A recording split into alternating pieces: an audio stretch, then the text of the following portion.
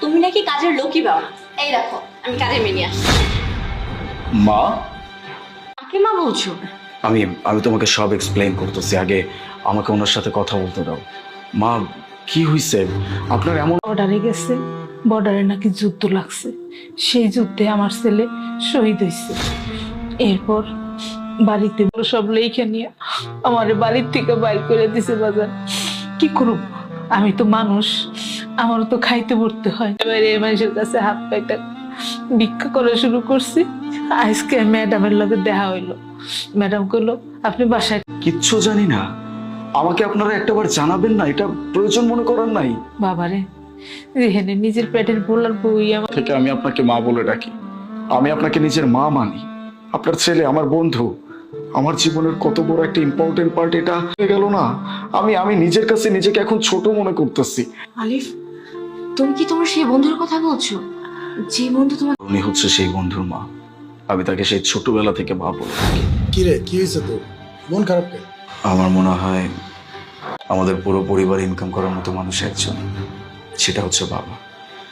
হঠাৎ করে বাবা অনেক অসুস্থ হয়ে পড়ছে।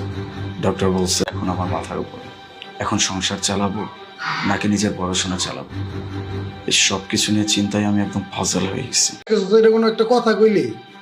তোর কি টাকার সমস্যা? শোন, কাল যা লাগে চিকিৎসা সবকিছুর ব্যবস্থা করবি। এগুলো শেষ হলেও যদি লাগে আমি আছি তো। আমার কাছে বলবি, আমি সব সমস্যার সমাধান। থ্যাংক ইউ রে, থ্যাংক ইউ সো মাচ। আমি তোকে বলে বুঝাইতে পারবো না তুই আমার কত বড় উপকার করছিস। এই যে এখন ব্যাংকে ওইগুলো চলে না, যা টাকাটা লয়ে যা, কাজ কর। সত্যি আজকে নিজের অনেক ভাগ্যবান মনে হইতেছে। তোকে নিজে হইছে হইছে, আর বাম দিয়ে লাগবো না, কাম কর। ঠিক আছে, আমি তাহলে আজকে যাই। একটা ইম্পর্টেন্ট পার্ট, আমার জীবনের যখন সব থেকে খারাপ সময় চলতেছিল তখনও আমার পাশে দাঁড়াইছিল। আমার তখন আমি সেই খুঁটি, আমার জন্য এত কিছু করার পরও আমি তার পরিবারের জন্য এতটুকু কিচ্ছু করতে পারিনি। আজকে আমি এইটাও জানি না মা, যে ও যুদ্ধে গিয়ে শহীদ হয়ে গেছে। আমি যদি এটা জানতাম আমি নিজে আপনাদের খোঁজ করতাম।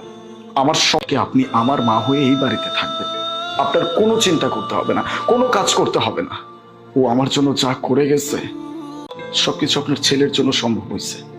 আর তার মায়ের জন্য যদি আমি এতটুকু করতে পারি, আমি নিজেকে ধন্য মনে করব। তো মা নেই, আজকে থেকে আপনি আমাদের মা। আচ্ছা মা, ঠিক আছে বাজার, এখন থেকে আমি। এই যে নাও তোমার খাবার আর পানি। হ্যাঁ, ঠিক আছে। না না, খাচ্ছি।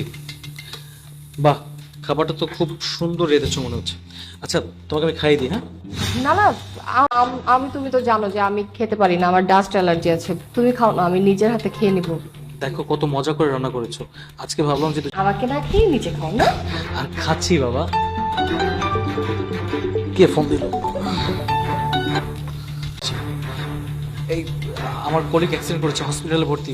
একটা কাজ করো, তুমি আমার ওয়ালেটটা নিয়ে আসো তো। তো তোমার কলিগ আমার বেরোতে হবে এখনই। খাবারটা খেয়ে যাও না, অনেক দিচ্ছি আমি, খাবারটা খেয়ে যাও, আমি খাইয়ে দিব। তুমি কি পাগল নাকি? আমি বাসায় এসে পরে খেয়ে নিবো, তুমি তাড়াতাড়ি যাও, আমার বেরোতে হবে ইমার্জেন্সি। এসব কি বলতেছিস? হ্যাঁ, খাবার বিষ আছে মানে? মাথা ঠিক আছে তো? হ্যাঁ স্যার, ওই খাবারে বিষ আছে। আরে কেন বিষ থাকবে? আমার বউ আমাকে ও লাগাইতে চাচ্ছিস? না না স্যার, ওই খাবারে সত্যি বিষ আছে। আরে বিষ কেন দিবে আমার বউ আমাকে, সেটা তো বুঝলাম না।